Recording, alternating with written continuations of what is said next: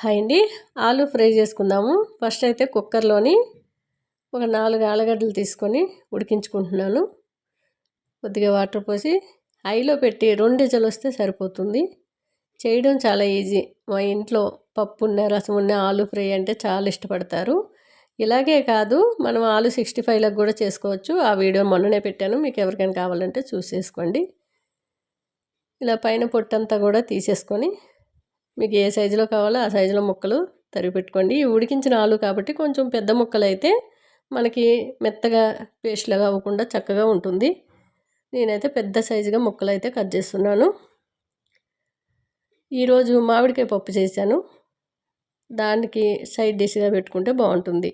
చపాతీ అయినా రైస్లో కలుపుకొని కూడా తినొచ్చు. ఉడికించుకున్న ఆలు కాబట్టి కాస్త మనకి మెత్తగానే ఉంటుంది. రైస్లో కూడా చాలామంది కొద్ది కూర అయితే రైస్లో కలుపుకొని తినడానికి ఇష్టపడతారు. అలాంటి వాళ్ళు కూడా ఇది చక్కగా రైస్లో కలుపుకొని తినొచ్చు. స్టవ్ పైన కళాయి పెట్టుకొని కొద్దిగా ఆయిల్ వేసుకొని ఆవాలు, జీలకర్ర, శనగపప్పు, మినపప్పు, నిలువుగా తరిగి పెట్టుకున్న ఉల్లిపాయ ముక్కలు, ఒక 2 పచ్చిమిర్చీలు, ఒక గుప్పెడన్ని ఎల్లుల్లి రెబ్బలు పొట్టుతో పాటు సిదగొట్టి వేసుకోండి.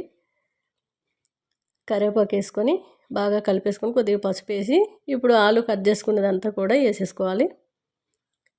ఆలు ఎప్పుడూ కూడా పైన దుంపలు కలుపుకోకుండా కళాయి నుంచి ఇలాంటి గరిటె పెట్టుకుంటే సరాటం లాంటిది చక్కగా ఇట్లా కింద నుంచి మనం కలుపుకోవడానికి బాగుంటుంది.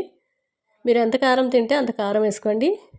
పచ్చిమిర్చి వేసుకున్నాను కాబట్టి కొద్దిగా కారము, గరం మసాలా కొద్దిగా వేసాను.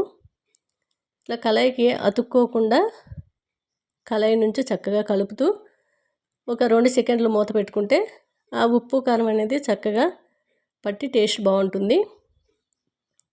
సాల్ట్ కూడా వేసుకున్నాను. చాలా టేస్ట్ అయితే ఉందండి. మీరు ఇలా చపాతీ పైకైనా రైసు పెరుగుతో పాటు సైడ్ డిష్గా పెట్టుకుంటే చాలా బాగుంటుంది. మనకి పెళ్ళిళ్ళలో పెట్టే ఆలు ఫ్రై లాగా అనిపిస్తుంది. చాలా టేస్ట్గా ఉంటుంది. ఆలుతో ఏ కర్రీ కావాలన్నా నా ఛానల్లో చాలా బాగా పెట్టాను. ఆలు ఎగ్ కర్రీ కానివ్వండి, ఇష్టం ఉంటే చూడండి.